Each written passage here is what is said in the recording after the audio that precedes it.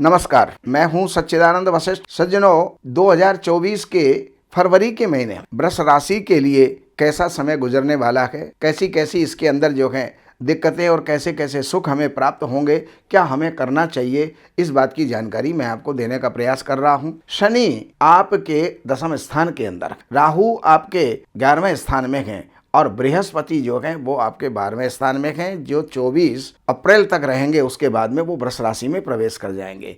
तो राहु जो यहाँ पर दशम स्थान में बैठ करके, और ये आपको कहीं भी प्रमोशन दे सकता है, राजकीय कामों के अंदर आपको लाभ दे सकता है, कहीं भी आपकी ज्वाइनिंग हो सकती है, नौकरी आपकी लग सकती है, पिता से आपको लाभ होगा। लेकिन एक बात का ध्यान रहे, ये जो है शनि यहाँ पर बैठ करके माता के स्वास्थ्य को डगमगाता है और प्रॉपर्टी संबंधी कोई ना कोई विवाद उत्पन्न करता है। पत्नी का स्वास्थ्य या पत्नी से अनबन इस समय पर हो सकती है। तो शनि का पाठ, पूजा, दान आदि आपको करना चाहिए। राहु आपके 11वें स्थान में है और 11वें स्थान का राहु जो है वो अतुल लाभ को देने वाला होता है, लेकिन उसकी जो दृष्टि है वो 2 स्थानों पर जा रही है। पंचम स्थान के ऊपर जा रही है और राहु की जो है पंचम स्थान के ऊपर जा रही है और सप्तम स्थान के ऊपर जा रही है। तो पंचम स्थान संतान का होता है। संतान से अगर कोई बड़ी संतान है तो उनसे अनबन हो सकती है, छोटी संतान है तो उनकी पढ़ाई के अंदर कहीं कोई बाधा आ सकती है, पत्नी के स्वास्थ्य के अंदर या उनके व्यवहारों के अंदर कुछ विपरीतता जो है आपको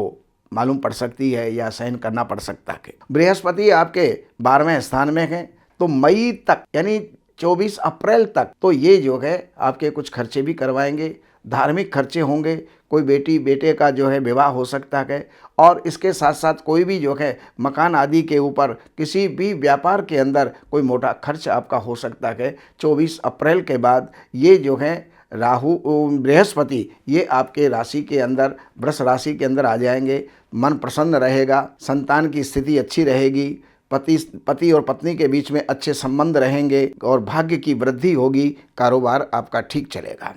अब एक चीज मैं आपको बता देता हूं, मासिक दशाओं के हिसाब से इस समय पर राहु की दशा चल रही है। तो राहु की दशा ये जो है, राहु पहले तो एकादश स्थान में बैठा हुआ है, लेकिन राहु की दशा में कोई भी रोग, दोष, चोट, कहीं भी कोई दुर्घटना, कहीं कोई किसी के साथ दुर्व्यवहार, लड़ाई झगड़ा आदि जो है इस समय पर हो सकता है। तो इस समय पर आप अपने आप को शांत रख करके इस समय को गुजारें, तब तो आपका ये महीना सुखद और लाभकारी हो जाएगा।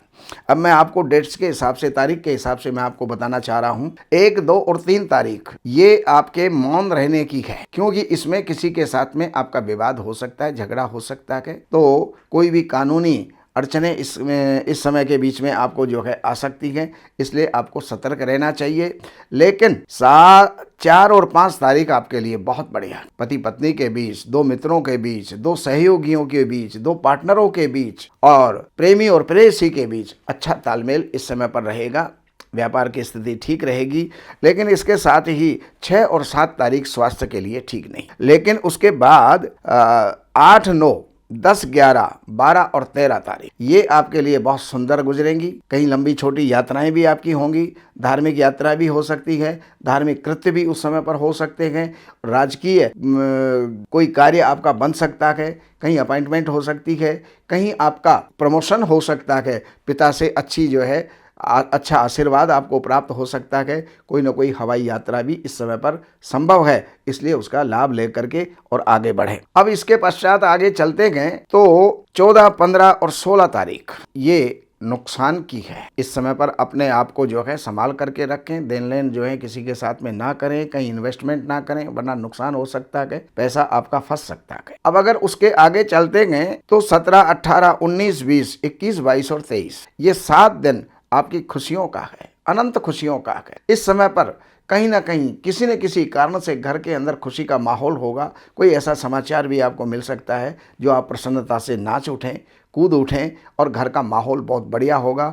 धन का आगमन बढ़िया होगा, मित्रों से सहयोग होगा, भाइयों से सहयोग होगा और आप अच्छे सुख और वृद्धि को प्राप्त करेंगे। कहीं विजय भी आपको इस समय पर मिल सकती है। 21, 22, 23 तारीख ये जो है आपके लिए कुछ ठीक नहीं। 21, 22, 23 के अंदर 21, 22, 23 का तो मैं बोल चुका हूं, लेकिन 24 और 25 तारीख ये जो है आपके लिए कुछ चिंताजनक रह सकती है।